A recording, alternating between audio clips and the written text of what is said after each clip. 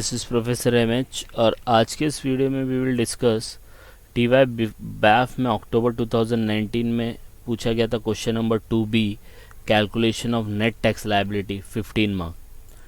Screen पे आपके दिख रहा है ये क्वेश्चन है राज ऑफ कोलकाता वाला। ये 15 मार्क के लिए पूछा था। बहुत ही सिंपल क्वेश्चन पूछा था 15 मार्क के लिए, लेकिन लिटिल ट्रिकी था। ट्रिकी इन द सेंस मतलब थोड़ा सा कैलकुलेशन बेस्ड था, otherwise question is very easy. तो क्या है क्वेश्चन उसमें देख लेते हैं और इसमें जितना हो सकता है हम लोग रिवीजन करने की कोशिश करेंगे। तो यहाँ पे क्या दिया है कि मिस्टर राज ऑफ कोलकाता का बंदा है, परचेस कर रहा है goods from mister Kamal of Assam 1,18,000 का, जिसके अंदर 18% GST इंक्लूडेड है। He also purchase raw material worth of 1,25,000। पहले 1,18,000 का माल खरीदा, फिर रॉ मटेरियल खरीदा लोकल डीलर से। लोकल डीलर मतलब वहाँ पे कोलकाता का ही बंदा है, who has opted for composition scheme. अब देखो कॉम्पोजिशन स्कीम ये सब आपको सेम 5 में था, टीवाई बैफ में सेम 5 में था। कॉम्पोजिशन में क्या होता है, कॉम्पोजिशन स्कीम उनको मिलता है जो टैक्स इनवॉइस इश्यू नहीं करते, जिनका टर्नओवर एक पर्टिकुलर लिमिट से कम हो, 75 लाख और 1.5 करोड़ से। तो उन लोग आपको टैक्स चार्ज नहीं करते, वो जितना भी सेल्स होता है उसका 1%, 5%, 6% गवर्नमेंट को पे करते हैं। तो इन शॉर्ट इसके ऊपर कोई भी टैक्स उन्होंने चार्ज नहीं किया होगा लोकल ट्रेडर से। तो 1,25,000 का उन्होंने परचेस किया। Further 50,000 spent for direct and indirect expenses, 50,000 और इनडायरेक्ट एक्सपेंस खर्चा किया। प्रॉफिट मार्जिन है उसका 12% ऑफ कॉस्ट जितना भी हो उसका 12% उसने प्रॉफिट कमाया। फिर बोला है कि out of these goods 70% sold to Mumbai में बेच दिया, 20% इन कोलकाता। तो 70 और 20 90 होता, 10% अभी भी बचा है। The tax rate of sale is 12%। Tax rate कितना है 12%। Calculate is net tax liability. तो इसके अंदर 2-3 चैप्टर मिक्स हो गए। पहला तो कॉम्पोजिशन स्कीम अभी बताया। कॉम्पोजिशन स्कीम जो भी मिलता है वो जब सेल करेगा तो उसके ऊपर टैक्स चार्ज नहीं करेगा। जब वो टैक्स चार्ज नहीं करता है तो वो जब अपना इनवॉइस बनाता है तो वो इनवॉइस नहीं होता, वो बिल होता है, और बिल पे उसको लिखना पड़ता है कॉम्पोजिशन सप्लायर कि भाई हम लोग कॉम्पोजिशन में आते हैं, हम लोग टैक्स नहीं कलेक्ट करेंगे। तो इसलिए वो फ्री होता है, लेकिन उनको टैक्स भरना पड़ता है 1%, 5% और 6% के हिसाब से। तो इसमें ये कॉम्पोजिशन स्कीम के बारे में बोला गया। फिर दूसरा इसमें बहुत सारी चीज़ें दी है कि भाई परचेज़ कर रहा है, रॉ मटेरियल परचेज़ कर रहा है, फिर एक्सपेंस कर रहा है, ठीक है, उसके बाद अपना प्रॉफिट ऐड कर रहा है। तो ये कुछ क्वेश्चन आपका वैल्यू ऑफ सप्लाई का भी है। वैल्यू ऑफ सप्लाई का मतलब होता है कि कितना वैल्यू का माल आपने सप्लाई किया जिसके ऊपर GST आएगा। तो आपको क्या करना है, वैल्यू ऑफ सप्लाई में याद रखना है गुड्स को डिलीवर करने से पहले जो भी खर्चा होता है वो वैल्यू ऑफ सप्लाई का पार्ट है। तो यहाँ पे जितना भी हम लोग ने देखा अमाउंट जो आया है वो सब का सब डिलीवरी से पहले का है। तो सब अमाउंट को लिख लो। तो इसको पहले मैं रब करता हूँ। कितने अमाउंट है, 1,18,000, 1,25,000, 50,000, फिर ये 12% ऐड करना पड़ेगा, ठीक है, बाकी ये सेल का है। तो ये तीनों अमाउंट लिखना है। तो क्या करना है, सबसे पहले आपको जाना है और लिखना है मिस्टर राज ऑफ कोलकाता। इसको बड़ा कर देता हूँ तो आपको समझ में आएगा। फिर यहाँ पे लिखना है computation of net tax liability for the month, और फिर पर्टिकुलर अमाउंट। अब बोलेंगे सर प्रीवियस जो क्वेश्चन किया था ये सुमित इलेक्ट्रॉनिक का, इसके अंदर 3 कॉलम बनाए थे। यस राइट है, 3 कॉलम बनाए थे।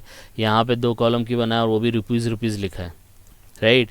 तो ये ऐसा क्यों किया है, तो इसके अंदर ये जो क्वेश्चन था इसके अंदर ऑलरेडी डिफरेंट ट्रांजैक्शंस थी, डिफरेंट स्टेट्स थे और डिफरेंट अमाउंट थे और डिफरेंट रेट थे, और इनका ओपनिंग क्लोजिंग दिया था। यहाँ पे सिर्फ बता रहा है कितना परचेज़ किया और कितना वो सेल कर रहा है, एक ही ट्रांजैक्शन है। तो इसमें ये सब कैलकुलेशन होगा, लेकिन एज ऑफ नाउ हम लोग को यही नहीं पता कि कितना सेल किया, तो पहले वो निकालो।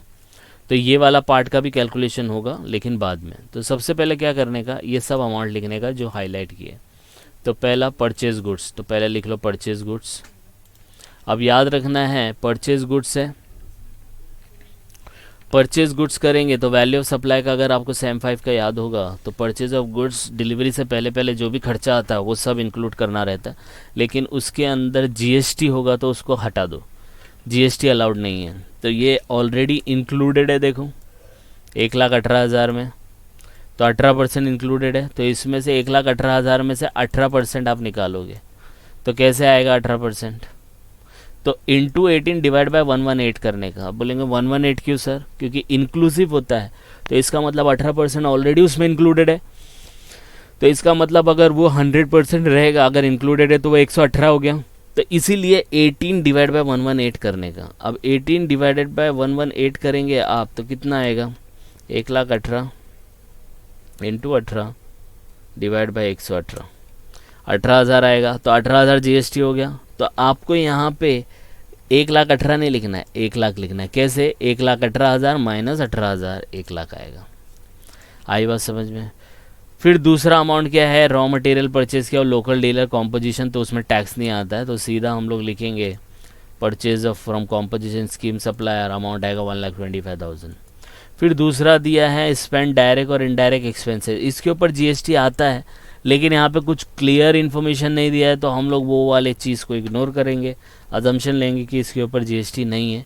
50,000 स्पेंड किया, तो आपका थर्ड हो जाएगा direct and indirect expenses 50,000। Next amount दिया है कि प्रॉफिट मार्जिन ऐड करेगा 12% ऑफ कॉस्ट। अब प्रॉफिट ऐड करेगा क्योंकि ये सब खर्चा हुआ ना उसका। अब इसके ऊपर प्रॉफिट ऐड कितना करेगा? 12%। तो क्या लिखेगा? Profit margin 12% of cost. तो कॉस्ट कितना हुआ? 1,00,000, 1,25,000 मतलब 2,25,000, 50,000 करेंगे तो 2,75,000। तो 2,75,000 का 12%। ये मैं नहीं बोल रहा हूँ, क्वेश्चन में दिया है, देखो। आई बात समझ में? तो 12% निकालो 2,75,000 का, 33,000 आएगा। आई बात समझ में? तो 33,000 आप लिख दो। फिर नेक्स्ट क्या बोला है? फिर सेल किया है, तो सबसे पहले आप टोटल कर लेंगे इसको। सेल चालू हो गया तो that is called total value of goods. कितना है? 3,08,000 का। अब 3,08,000 का माल आप बेच रहे हो, कितना बेच रहे हो? 70% तो मुंबई में बेच रहे हो, 20% कोलकाता में बेच रहे हो। तो क्या मैं भी बोल सकता हूँ जो मुंबई में बेच रहे हो ये इंटर स्टेट है, दो स्टेट के बीच में, क्योंकि ये कोलकाता का बंदा है, मुंबई में बेच रहा है, तो इंटर स्टेट हो गया, दो स्टेट के बीच में। दूसरा कोलकाता का कोलकाता में ही बेच रहा है, तो विद इन स्टेट हो गया। तो यहाँ पे हम लोग लिखेंगे सोल्ड टू मुंबई 70%। तो 3,08,000 का 70% कितना आएगा? 2,15,600। दूसरा 20% टू कोलकाता, उसका कितना आएगा? 61,600। और जो बचा वो क्लोजिंग स्टॉक में चला जाएगा 10%, 30,800। आई बात समझ में? यस और नो? ये हो गया। अब इसके ऊपर आपको जीएसटी निकालनी है। अब जीएसटी निकालने के लिए आपने जैसे सुमित इलेक्ट्रिकल में किया था IGST, CGST, SGST, ऐसा ही करना है। नीचे लिखना है 3 कॉलम पर्टिकुलर अमाउंट करके ये। अब सोल्ड टू मुंबई है ना, सोल्ड टू मुंबई, तो ये क्या हो गया? इंटर स्टेट हो गया। क्या हो गया? इंटर स्टेट, दो स्टेट के बीच में। तो पहला जो पॉइंट आएगा ना वो आएगा sold to Mumbai 70% interstate, और उसके ऊपर 12% लगेगा। और कौन सा लगेगा? वो IGST लगेगा। तो 12% अगर आप निकालेंगे तो कितना आएगा? 25,872। आई बात समझ में? सेम वे में कोलकाता का सेल कर रहे हैं 20%। अब ये क्या हो जाएगा? इंट्रा हो जाएगा। ये देखो दोनों में डिफरेंस एकदम लिटिल का है, इंट्रा और इंटर। तो इंट्रा है तो CGST SGST आएगा। तो कितना परसेंट है? 12%। अब बोलेंगे सर 12% कहाँ से आया? तो ये देखो सेल्स पे 12% दिया है, तो 61,600 का 12%, तो आपको आंसर आएगा 7392, 7,392।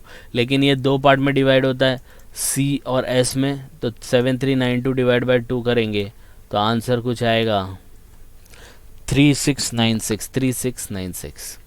और जो क्लोजिंग स्टॉक है वो जब बिकेगा जब देखेंगे, अभी तो नहीं बिका है। तो ये हो गया आपका टैक्स ऑन सेल्स। याद आता है? देखो सुमित इलेक्ट्रिकल में भी tax on sales, tax on purchase. तो टैक्स ऑन सेल्स हो गया। अब क्या करेंगे?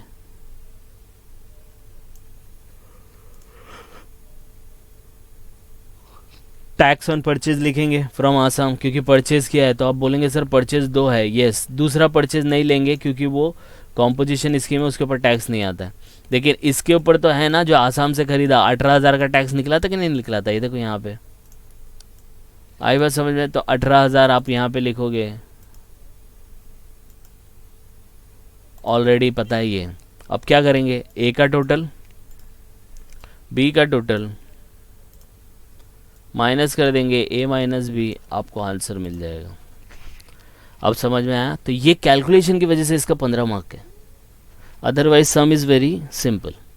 तो इस तरीके से सॉल्व करना है, तो आप इसको गो थ्रू करो। कुछ लगता है कि डाउट अभी भी क्लियर नहीं हुआ है, कमेंट करके बता सकते हैं, जिससे हम लोग आने वाली वीडियो में उसको इनकॉर्पोरेट कर सकें।